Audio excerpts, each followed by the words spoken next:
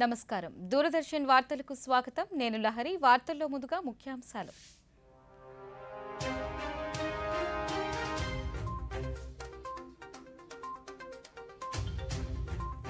New Zealand ఉప ప్రధాని Winston Peter's తో సమావేశమైన రాష్ట్రపతి ద్రౌపది ముర్ము ఇరు దేశాల మధ్య ద్వైపాక్షిక సంబంధాలను మరింత మెరుగుపరిచేలా చర్చలు జరిపిన ఇరువురు నేతలు.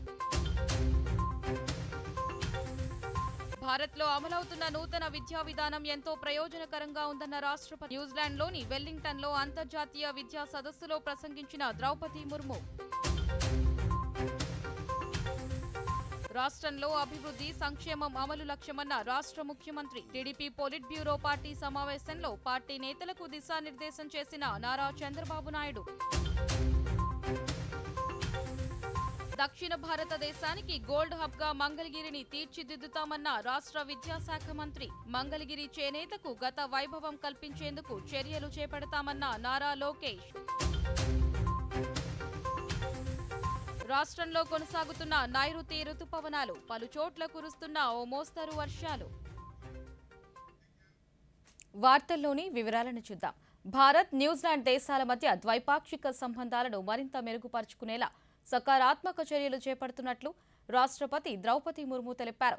న్యూజిలాండ్ పర్యటనలో ఉన్న రాష్ట్రపతి ఆ దేశ ఉప ప్రధాని విదేశాంగ మంత్రి విన్స్టన్ పీటర్స్తో సమావేశమయ్యారు. ఈ సందర్భంగా ఇరువురు నేతలు పలు ద్వైపాక్షిక అంశాలపై చర్చలు జరిపారు. అనంతరం విల్లింగ్టన్లో ఉన్న మహాత్మా గాంధీ విగ్రహం వద్ద రాష్ట్రపతి ముర్ము పుష్పాంజలి ఘటించారు. ఆ తదుపరి రాష్ట్రపతి ద్రౌపది ముర్ము పుకేహు నేషనల్ వార్ మెమోరియల్ వద్ద అమరవీరులైన సైనికులకు పుష్పాంజలి ఘటించి నివాళులు అర్పించారు. రాష్ట్రపతి ద్రౌపది ముర్ము 3 దేశాల పర్యటనలో భాగంగా న్యూజిలాండ్లోని వెల్లింగ్టన్ చేరుకున్నారు. వెల్లింగ్టన్లో న్యూజిలాండ్ గవర్నర్ జనరల్ డామ్ సింది కిరో రాష్ట్రపతికి సంప్రదాయ ఘనస్వాగతం పలికారు. అనంతరం ఇరువురు నేతలు సమావేశమై ఇరు దేశాల మధ్య పలు ద్వైపాక్షిక అంశాలపై చర్చించారు.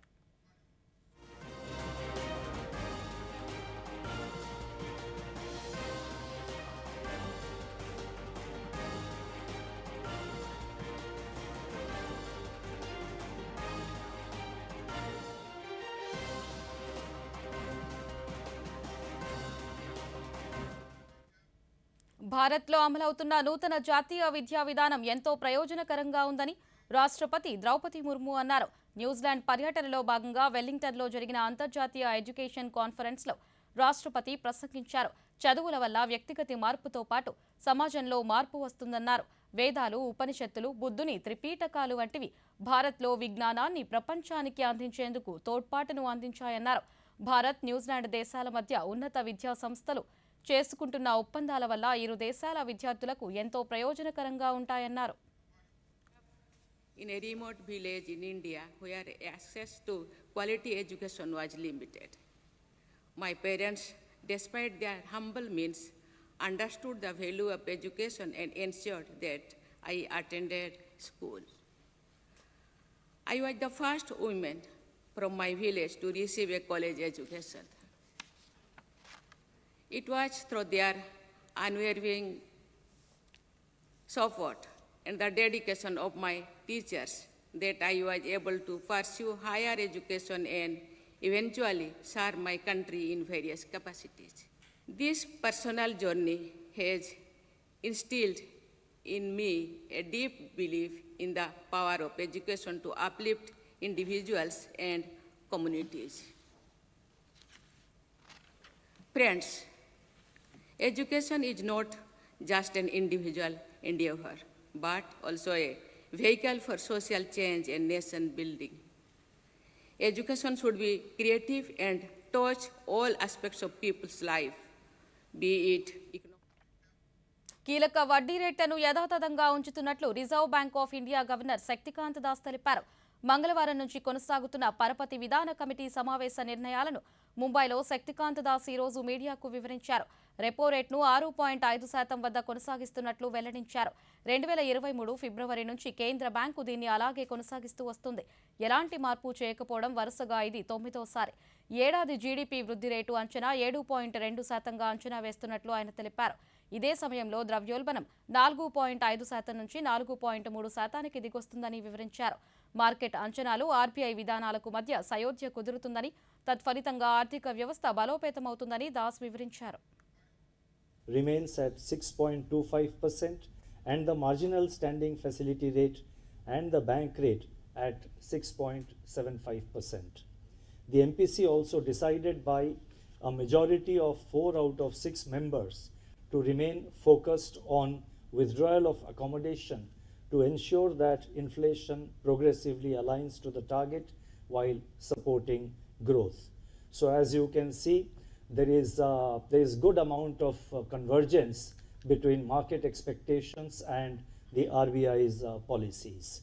In other words, both market expectations and RBI policies, so far as monetary policy is concerned, are well aligned. I shall now briefly set out the rationale for these decisions. Headline inflation, after remaining steady at 4.8% during April and May this year, increased to 5.1% in June, primarily driven by the food component, which remains stubborn. While the fuel group remained in deflation. The expected moderation in headline inflation during the second quarter of 24-25, that is in the second quarter of the current financial year, on account of favorable base effects, is likely to reverse in the third quarter. This is something which I had.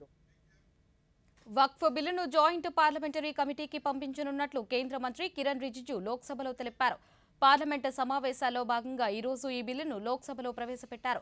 వక్ఫ్ చట్టంలో కీలక మార్పు తెచ్చే దిశగా రూపొందించిన సవరణ బిల్లును లోక్సభ ముందుంచింది. అయితే దీనిపై విపక్షాల నుంచి పెద్ద ఎత్తున వ్యతిరేకత వ్యక్తమైన నేపథ్యంలో ఈ బిల్లును జాయింట్ పార్లమెంటరీ కమిటీకి పంపుతామని కేంద్ర మంత్రి తెలిపారు. సచార్ కమిటీ నివేదిక మేరకు ఈ బిల్లును రూపొందించామని, దేశవ్యాప్తంగా ఈ బిల్లుపై సంప్రదింపులు జరిపామన్నారు. ఈ బిల్లు వలన మతపరమైన స్వేచ్ఛకు ఆటంకం ఉండదని, ఇప్పటి వరకు హక్కులు పొందని వారికి హక్కులు కల్పిస్తుందని మంత్రి వివరించారు. और अब सुप्रीम कोर्ट का एक केस का मैं हवाला देना चाहूंगा, Brahmachari versus state of West Bengal. इसमें सुप्रीम कोर्ट ने क्लियरली रिलीजियस डिनोमिनेशन का बारे में रूलिंग दिया गया है और उस रूलिंग के तहत Waqf board doesn't fall within the purview of article 25 and 26 of the Constitution of India. दूसरा सर, इसमें हमने जो ब्रॉड बेस किया है, किसी का हक छीनना तो बात छोड़ दीजिए, जिनको हक नहीं मिला है उनको हक देने के लिए ये बिल लाया गया है। इसमें महिलाओं के लिए, बच्चों के लिए और मुसलमान समाज में जो पिछड़े हैं, जिसको आज तक कभी मौका नहीं मिला, जिसको दबा के रखा हुआ है, उनको जगह देने के लिए ये बिल लाया गया है। और सर, संविधान के कंकरेंस लिस्ट एंट्री नंबर 10 और 28 में आज के जो विषय हम लोग चर्चा कर रहे हैं, वो एंट्री 10 और एंट्री 28 में ये कंकरेंस लिस्ट में है। इसलिए ये पूरा लेजिस्लेटिव कॉम्पिटेंस इस सदन के पास है, भारत सरकार के पास है, इस सदन में ये बिल पेश करने का। ప్రజల జీవితాలలో వెలుగులు నింపేందుకు పేదరిక నిర్మూలనకు మాత్రమేనని, రాష్ట్రంలో అభివృద్ధి, సంక్షేమం రెండూ జరగాలని టీడీపీ జాతీయ అధ్యక్షులు ముఖ్యమంత్రి చంద్రబాబు నాయుడు పేర్కొన్నారు. మంగళగిరిలోని పార్టీ కేంద్ర కార్యాలయంలో ముఖ్యమంత్రి అధ్యక్షతన ఈరోజు టీడీపీ పొలిట్ బ్యూరో పార్టీ సమావేశం జరిగింది. ఈ సమావేశంలో ప్రజా రాజధాని అమరావతి, పోలవరం నిర్మాణం, నదుల అనుసంధానం, 8 వెనకబడ్డ జిల్లాలకు కేంద్ర సహకారం, నామినేటెడ్ పోస్టుల భర్తీ, 22A దుర్వినియోగం, ఆగస్టు 15న అన్నా క్యాంటీన్ల ప్రారంభోత్సవం, జన్మభూమి 2 ద్వారా పేదరికం లేని సమాజ నిర్మాణంతో పాటు పలు అంశాలపై చర్చలు జరిగాయి. గత 5 ఏళ్లలో జరిగిన విధ్వంసాలు, దోపిడీ, భూ కబ్జాలపై కూటమి ప్రభుత్వం విడుదల చేసిన 7 శ్వేతపత్రాలను ప్రజల్లోకి తీసుకువెళ్లాలని పార్టీ నేతలను ముఖ్యమంత్రి సూచించారు. రాష్ట్రంలో 13 లక్షలకు పైగా అసైన్డ్ భూములను కాజేయడంతో పాటు 40,000 ఎకరాల అసైన్డ్ భూములను రిజిస్ట్రేషన్ కూడా చేయించుకున్నారని పార్టీ శ్రేణులకు తెలిపారు. మరోవైపు 22Aని అధికార దుర్వినియోగానికి ఉపయోగించి వైసీపీ నేతలు పెద్ద ఎత్తున సెటిల్మెంట్లు, దందాలు చేశారన్నారు.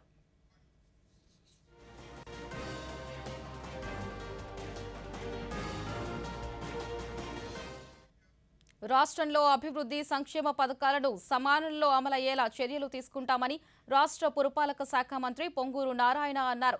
ఒంగోలులోని రాజీవ్ గృహకల్ప కాలనీలో స్థానిక ఎమ్మెల్యే దామచర్ల జనార్దన్, జిల్లా కలెక్టర్ ఏ తమీం అన్సారియాతో కలిసి పర్యటించిన మంత్రి అక్కడ స్థానికులతో మాట్లాడి వారి సమస్యలను అడిగి తెలుసుకున్నారు. అనంతరం వారు మాట్లాడుతూ ప్రస్తుతం రాష్ట్ర ఖజానా ఖాళీగా ఉందని, గత ప్రభుత్వం ఆర్థిక క్రమశిక్షణ లేకుండా ఖర్చులు చేయడంతో ఖజానా ఖాళీ అయిందన్నారు. ప్రస్తుత ముఖ్యమంత్రి నారా చంద్రబాబు నాయుడు పాలనను చెక్కబెడుతున్నారని, కాలనీలో రోడ్లు, డ్రైన్ల నిర్మాణానికి 2,30,00,000 రూపాయలను మంజూరు చేసినట్లు ప్రకటించారు. 100 రోజులలోపు కాలనీలో రోడ్లు, డ్రైన్ల నిర్మాణాన్ని పూర్తి చేయాలని అధికారులకు సూచించారు. ఇక త్వరలోనే నగరంలోని అన్ని కాలనీల్లో సమస్యలు పరిష్కారానికి చర్యలు తీసుకుంటామని పేర్కొన్నారు.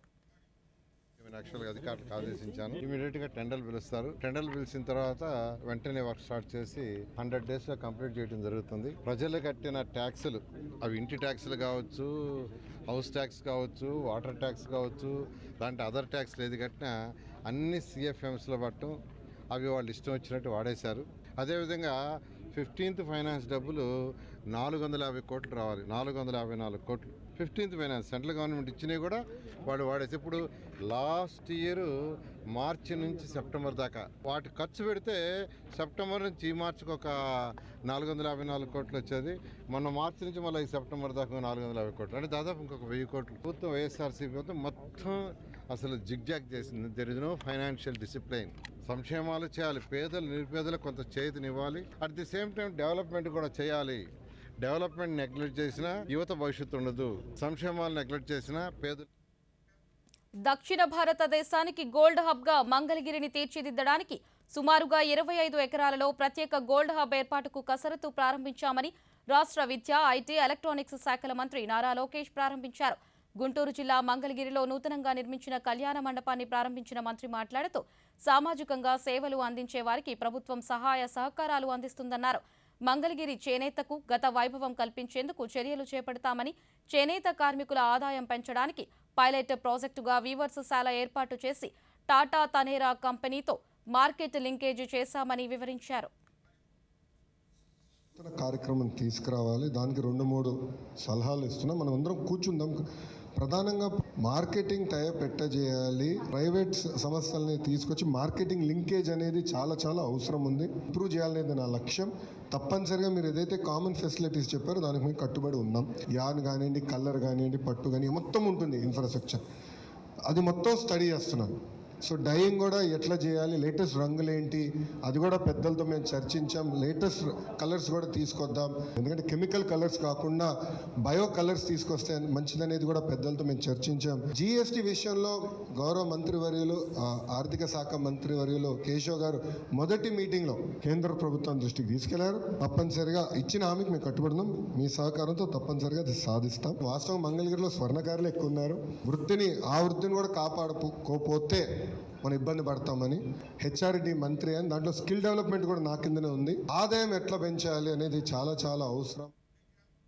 రాష్ట్రంలో సంక్షేమంతో పాటు అభివృద్ధికి కూడా ప్రాధాన్యత ఇస్తున్నామని రాష్ట్ర రవాణా శాఖ మంత్రి ఎం రాంప్రసాద్ రెడ్డి పేర్కొన్నారు. ఉభయ గోదావరి జిల్లాలకు చెందిన 27 కొత్త బస్సులను ఆయన ప్రారంభించారు. ఈ సందర్భంగా మంత్రి మీడియాతో మాట్లాడుతూ ప్రయాణికులకు మెరుగైన సేవలు అందేలా చర్యలు తీసుకుంటామని, ఇందులో భాగంగా 1400 కొత్త బస్సులను కొనుగోలు చేశామన్నారు. బాగుంటే ఆ సంస్థలో పనిచేసే ఉద్యోగస్తులకు బాగుంటుంది. ప్రభుత్వం ఏర్పాటు చేసిన తర్వాత ఏపీఎస్ఆర్టీసీని గాడిలో పెట్టేదానికి మా రవాణా శాఖ అయితేనే, మా ప్రభుత్వం అయితేనే చర్యలు తీసుకుంటా ఉంది. ముఖ్యంగా దానిలోనే ఈ భాగం ఇది. ఈరోజు ఏలూరు పట్టణంలో వివిధ డిపోలకు చెందిన, వెస్ట్ గోదావరి డిపోలకు చెందిన బస్సులన్నీ ఇక్కడ ప్రారంభించడం జరుగుతూ ఉంది.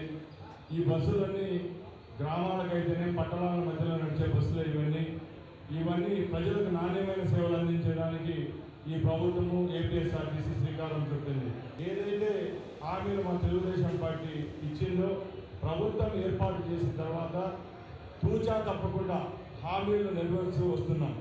ముఖ్యంగా ఈ ప్రభుత్వం ఏర్పాటై 2 నెలలైనా కూడా ప్రభుత్వం ఏర్పాటు చేసిన తర్వాత మేము పెన్షన్ ఇవ్వడం జరిగింది. సుమారు 65 లక్షల పెన్షన్లు, అంటే 18 కేటగిరీల్లో 1వ తారీఖున. వార్తల్లో చిన్న విరామం తీసుకుందాం. ఈ విషయాలకు కూడానే అన్ని ప్రాపర్ గా జరుగుతాయి. నిన్న అతని బ్యాంక్ అకౌంట్ లో 15,000 రూపాయల ఫ్రాడ్ జరిగింది తెలుసా? అయినా ఏ టెన్షన్ లేదు అతనికి. చూడు, టెన్షన్ ఎందుకు? నా తప్పేం లేదుగా. అయినా ఫ్రాడ్ జరిగినప్పుడు నేను వెంటనే బ్యాంక్ ఇన్ఫార్మ్ చేసేసా. ఆర్బీఐ అంటుంది, మీ అకౌంట్ లోంచి ఎవరైనా మోసంగా డబ్బు తీసినట్టయితే బ్యాంకుకి వీలైనంత త్వరగా ఇన్ఫార్మ్ చేయండి. 3 రోజుల్లోగా చేస్తే ఏ నష్టం ఉండదు. ఎంత లేట్ చేస్తే అంత ఎక్కువ నష్టం. ఇంకోటి, అన్ని జరిగిపోవు, ప్రాపర్ గా జరిపించాల్సి వస్తుంది. ఆర్బీఐ అంటుంది, విషయాలు తెలుసుకుంటే జాగరూకంగా ఉండండి. వార్తలకు తిరిగి స్వాగతం. జాతీయ చేనేత దినోత్సవ కార్యక్రమం బుధవారం కృష్ణా జిల్లా పెడన పట్టణంలో ఘనంగా జరిగింది. Club of Guntur for UNESCO, all India weavers federation సంయుక్త ఆధ్వర్యంలో నిర్వహించిన ఈ వేడుకలను దూరదర్శన్ విజయవాడ కేంద్ర ప్రాంతీయ వార్తా విభాగాధిపతి, deputy director news doctor G Kondalarao ముఖ్య అతిథిగా పాల్గొని జ్యోతి ప్రజ్వలన చేసి ప్రారంభించారు. అనంతరం ఆయన మాట్లాడుతూ అకుంఠితమైన దీక్షతో అందమైన వస్త్రాలను రూపొందించడంలో చేనేతలకు ఎవరూ సాటిరారన్నారు. స్వతంత్ర సంగ్రామ పోరాట కాలంలో ఎందరో దేశభక్తులు విదేశీ వస్త్రాలను బహిష్కరించి చేనేత వస్త్రాలను ధరించాలని ఇచ్చిన స్వదేశీ పిలుపుతో దేశవ్యాప్తంగా చేనేత వస్త్ర పరిశ్రమ విస్తరించడమే కాకుండా చేనేత వస్త్రాలకు ప్రాచుర్యం లభించిందని తెలిపారు. అనంతరం చేనేతను కాపాడాలని, అందుకు ప్రతి ఒక్కరూ కృషి చేయాలని డాక్టర్ జి కొండలరావు ప్రతిజ్ఞ చేయించారు. ప్రధాని నరేంద్ర మోదీ మన ఖాదీ, మన చేనేతకు ప్రాధాన్యం ఇవ్వాలంటూ వోకల్ ఫర్ లోకల్ గురించి ఇచ్చిన పిలుపును గుర్తు చేశారు. తదుపరి కార్యాచరణలో చేనేత పరిశ్రమ కోసం కృషి చేసిన ప్రముఖులను జ్ఞాపికలతో సత్కరించారు.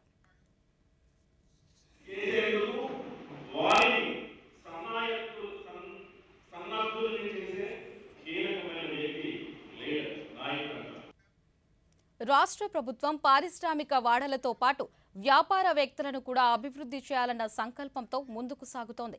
శ్రీ సత్యసాయి జిల్లా నైపుణ్యాభివృద్ధి అధికారి అబ్దుల్ కయూం పేర్కొన్నారు. ఈ అంశంపై ఆయన దూరదర్శన్తో మాట్లాడుతూ రాష్ట్రంలోని యువతను వ్యాపారవేత్తలుగా తీర్చిదిద్దే సంకల్పంతో ఆగస్టు 12 నుండి 14 వరకు 3 రోజుల పాటు వ్యాపార నిర్వహణ శక్తి సామర్థ్యంపై బుక్కంపట్నంలోని స్కిల్ హబ్ సెంటర్ నందు ఉచిత శిక్షణను ఏర్పాటు చేయనున్నారు.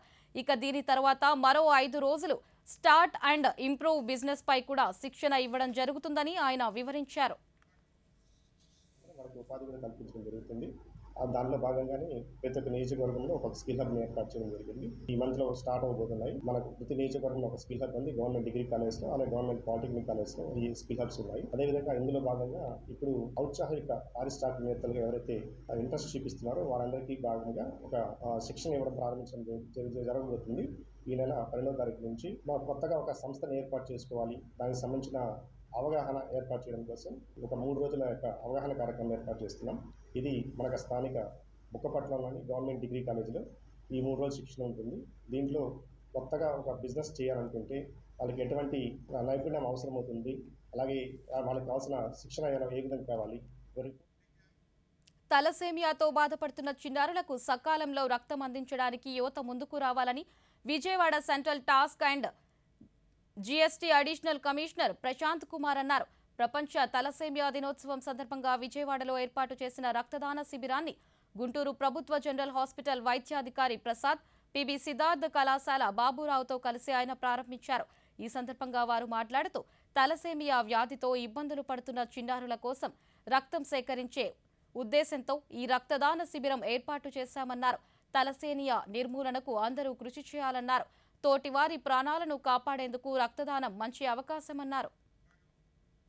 గుంటూరు నుంచి, నెల్లూరు నుంచి, తిరుపతి నుంచి, విజయవాడ అన్ని చోట్ల తలసేమియా బాధపడుతున్న పిల్లలు కానీ పెద్దలు ఎవరైనా సరే వాళ్ళకి బ్లడ్ రెగ్యులర్గా రిప్లెనిష్ చేయడం చాలా అవసరం. 120 రోజుల్లో బ్లడ్ సెల్స్ అని చనిపోతాయి. సో మనం 120 రోజుల్లో మళ్ళీ బ్లడ్ని వాళ్ళకి ఎక్కించాలి. సో దీనికోసం తీసుకున్న నోబెల్ బాధ్యత ఇది. ప్రజాసేవలుగా తీసుకుని చేస్తున్నాము. ఇది తర్వాత అయినా సరే ఇది రెగ్యులర్గా చేస్తూనే ఉంటాము. ఈ జబ్బుతో బాధపడుతున్న పిల్లలు ఎవరైతే ఉన్నారో వాళ్ళకి ఎంత మ్యాక్సిమం సహాయపడితే అంత మంచిది మనకి, వాళ్ళ భవిష్యత్తు. కాబట్టి అండ్ ప్రతి 6 నెలలకు ఒకసారి మనం బ్లడ్ డొనేషన్ చేయొచ్చు. మన ఆరోగ్యం చాలా బాగుంటుంది ఇలా చేస్తుంటే రెగ్యులర్గా. థాలసీమియా వ్యాధితో బాధపడుతున్నటువంటి, మృత్యుతో పోరాడుతున్నటువంటి చిన్నారుల కొరకు ప్రత్యేకంగా విజయవాడ సెంట్రల్ డివిజన్ జీఎస్టీ వారు నిర్వహిస్తున్నటువంటి ఒక మెగా రక్తదాన క్యాంప్ అన్నమాట. ఒకరు చేసేటువంటి రక్తదానము ముగ్గురికి ప్రాణదానం కింద వినబడుతుంది. అంటే చిన్నపిల్లలకి రక్తం తక్కువగా అవసరం అవుతుంది కాబట్టి, సో అందుకోసమని థాలసీమియాతో ఎవరైతే బాధపడుతుంటారో పిల్లలు వారందరినీ కూడా లైఫ్ సేవింగ్ కోసము ఈ రోజున ఈ మన జీఎస్టీ వాళ్ళు నిర్వహిస్తున్నటువంటి గొప్ప రక్తదాన కార్యక్రమం అండి. In forefront donating blood to the needy people. And moreover, and we have live blood bank in college. Any hospital or any patient in need of blood, and they request us, and immediately we send the required blood group person to the patient, so that and immediately the blood will be given, and nowhere, and that blood which is Nagarjuna Sagar పులిచింతలకు భారీగా వరద కొనసాగుతోంది. ప్రాజెక్టుల నీటి నిల్వ పూర్తి స్థాయికి చేరుకున్నాయి. నాగార్జున సాగర్ కు ఇన్ఫ్లో 3,19,408 క్యూసెక్లు కాగా దిగువకు 2,89,356 క్యూసెక్లు విడుదల చేస్తున్నారు. దీంతో పులిచింతల నిండు కుండలా మారింది. పులిచింతలలో నీటి మట్టం పూర్తి స్థాయికి చేరింది. పులిచింతల జలాశయం పూర్తి స్థాయి నీటి మట్టం 175 అడుగులు కాగా ఈ ఉదయానికి 167.94 అడుగులకు చేరింది. ఇక నీటి నిల్వ సామర్థ్యం 45.77 టీఎంసీలు కాగా 35.5 టీఎంసీలకు చేరుకుంది. మరోవైపు ప్రకాశం బ్యారేజీకి ఇన్ఫ్లో 2,67,111 క్యూసెక్లు ఉండగా కాలువకు 13,991 క్యూసెక్ల నీటిని ఇస్తున్నారు. ఇక బ్యారేజీ 60 గేట్లను 6 అడుగుల మేర, 10 గేట్లను 5 అడుగుల మేర ఎత్తి 2,53,120 క్యూసెక్ల నీటిని సముద్రంలోకి విడుదల చేస్తున్నారు. ఈ నేపథ్యంలో అధికారులు లోతట్టు ప్రాంతాల ప్రజలను, కృష్ణానది పరివాహక ప్రాంతాల ప్రజలను అప్రమత్తం చేశారు. పునరావాస కేంద్రాలను ఏర్పాటు చేశారు. పంట్లు, నాటు పడవలతో నదిలో ప్రయాణించవద్దని, వరద నీటిలో ఈతకు వెళ్లడం, చేపలు పట్టడం లాంటివి చేయరాదని ప్రజలను హెచ్చరించారు.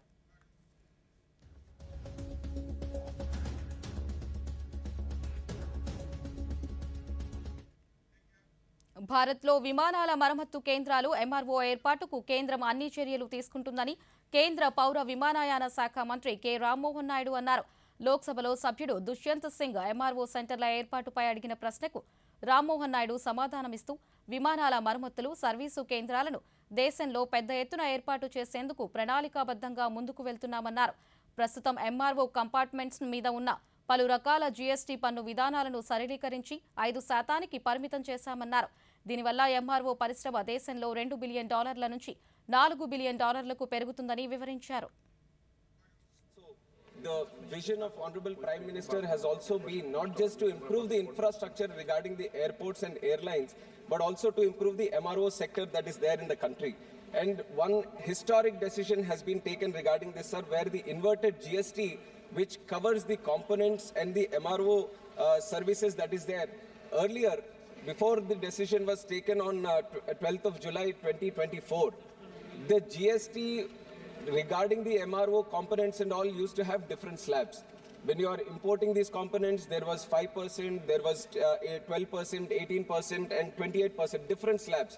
That was giving a whole lot of confusion, and because of which the MRO industry in probably Singapore or some other countries was mostly preferred. But right now, we have reduced the whole different slabs and made it a unified slab for 5%, which is going to help us in increasing the MRO industry from 2 billion to up to 4 billion in the coming 7 years, sir. That is the projection that we have made. And other than that, in the budget also, I am very thankful to the Honorable Finance Minister, who has also recognized that the MRO sectors needs a lot of push and there is a lot of potential here. And because of which, in the Union Budget 2024-25, the Finance Minister has also given an assurance that the period for export of goods imported for repairs has been extended from 6 months to 1 year. And also the time limit for re-import of goods for repairs under warranty has been extended from 3 years to 5 years. These are some of the specific industry recommendations. భిన్నత్వంలో ఏకత్వం భారతదేశ సిద్ధాంతమని, దాన్ని ప్రదర్శిస్తూ తిరంగా దినోత్సవాన్ని నిర్వహిస్తున్నామని కేంద్ర పర్యాటక శాఖ మంత్రి గజేంద్ర సింగ్ షెకావత్ అన్నారు. కొత్త ఢిల్లీలో ఆయన మీడియాతో మాట్లాడుతూ ఎందరో అమరవీరుల ప్రాణత్యాగాలతో దేశానికి స్వాతంత్ర్యం వచ్చిందని, వారందరినీ స్మరించుకుంటూ 3 రంగుల జెండాను ఎగరవేస్తున్నామన్నారు. అంతేకాకుండా సినిమా థియేటర్లలో సైతం జాతీయ గీతాన్ని ఆలపించుకుంటూ దేశ ఐక్యతను చాటుతున్నామన్నారు. ఆగస్టు 15న స్వాతంత్ర దినోత్సవం సందర్భంగా ప్రతి ఇంటిపై 3 రంగుల జెండాను ఎగరవేయాలని ఆయన సూచించారు.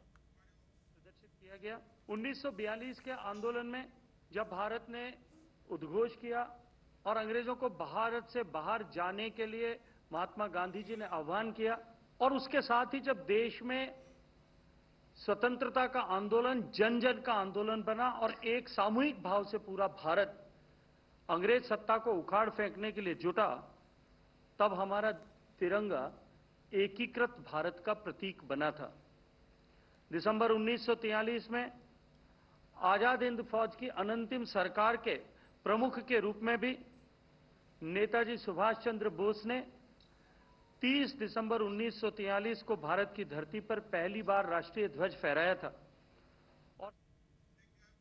తిరుపతిలోని జీఎస్టీ కేంద్ర కార్యాలయంలో మెగా రక్తదాన శిబిరాన్ని GST joint commissioner R Hariharan ఈ రోజు ప్రారంభించారు. ఈ రక్తదాన శిబిరంలో జీఎస్టీ ఉద్యోగులతో పాటు విద్యార్థులు, మహిళలు శిబిరంలో పాల్గొని రక్తదానం చేస్తున్నారు. తలసేమియా వ్యాధిగ్రస్తులు ప్రతి 2 వారాలకు ఒకసారి ఖచ్చితంగా రక్తం అవసరమని వారిని దృష్టిలో ఉంచుకుని రక్తదాన శిబిరాన్ని నిర్వహిస్తున్నట్లు ఆర్ హరిహరన్ దూరదర్శన్కు తెలిపారు. For the purpose of helping the thalassemia patients, we are hoping to collect around 4,000 units of blood, which is a very optimistic target, but we hope to achieve this target. Thalassemia is a inherited blood disorder which requires continuous infusion of fresh blood every week. So we need they need our help. Blood is the only commodity which cannot be manufactured. There is no other alternative for this. It's a great humanitarian cause. We have to help them. We have to help our fellow citizens and human beings. Commissioner సాధు Narasimha Reddy under గైడెన్స్తో మేము ఈ blood bank డొనేషన్ను ఈరోజు 8th all over Andhra Pradesh red cross వాళ్ళ హెల్ప్తో మేము start చేసినాం. ఇది under 58 locations start చేసినాం. పశ్చిమ బెంగాల్ పూర్వ ముఖ్యమంత్రి బుద్ధదేవ్ భట్టాచార్య ఈ ఉదయం కన్నుమూశారు. ఆయన వయసు 80 సంవత్సరాలు. కొంతకాలంగా అనారోగ్యంతో బాధపడుతున్న ఆయన కోల్కతాలోని తన నివాసంలో కన్నుమూశారు. బుద్ధదేవ్ భట్టాచార్య 2000 నుంచి 2011 వరకు రాష్ట్ర ముఖ్యమంత్రిగా పనిచేశారు. కొన్ని సంవత్సరాలుగా ఆయన ఆరోగ్యం సరిగ్గా లేదు. చూపు మందగించింది. ఊపిరితిత్తుల వ్యాధితో బాధపడుతున్నారు.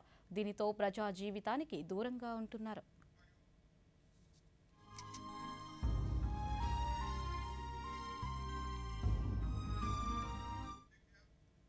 బంగ్లాదేశ్లో చెలరేగిన అల్లర్ల నేపథ్యంలో ప్రధాని షేక్ హసీనా తన పదవికి రాజీనామా చేసి భారత్లో తాత్కాలిక ఆశ్రయం పొందుతున్నారు.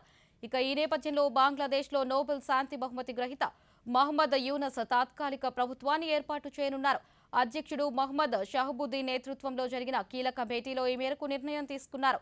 తాత్కాలిక ప్రధానిగా మహమ్మద్ యూనస్ ప్రమాణ స్వీకారానికి ఏర్పాట్లు పూర్తి చేసినట్లు బంగ్లాదేశ్ ఆర్మీ చీఫ్ వకార్ ఉజ్ జమా వెల్లడించారు. ఈ రోజు రాత్రి బంగ్లాదేశ్ కాలమానం ప్రకారం 8 గంటలకు యూనస్ ప్రమాణ స్వీకారం ఉంటుందని తెలిపారు. తాత్కాలిక ప్రభుత్వంలో 15 మంది మంత్రులుగా ఉంటారని, వారి నియామకంపై అన్ని రాజకీయ పార్టీల భేటీలో నిర్ణయం తీసుకుంటామని వివరించారు.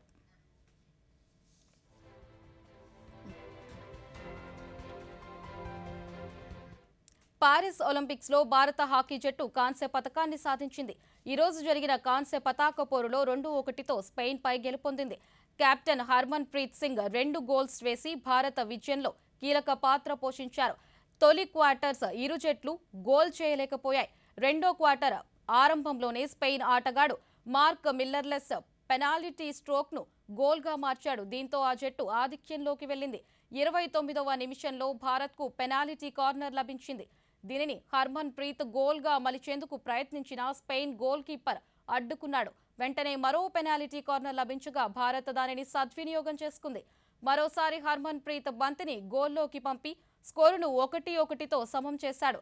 మరో క్వార్టర్ మొదలైన కాసేపటికే పెనాల్టీ కార్నర్తో హర్మన్ ప్రీత్ మరో గోల్ వేశాడు. దీంతో భారత్ 2-1 ఆధిక్యంలోకి వెళ్లింది.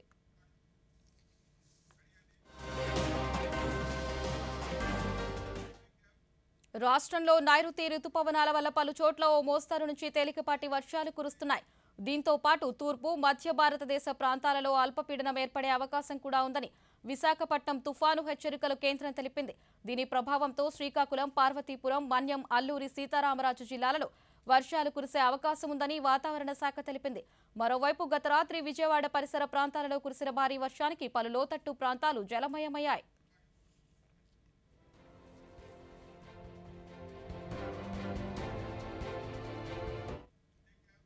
ఈ వార్తలు ఇంతటితో సమాప్తం. నమస్కారం.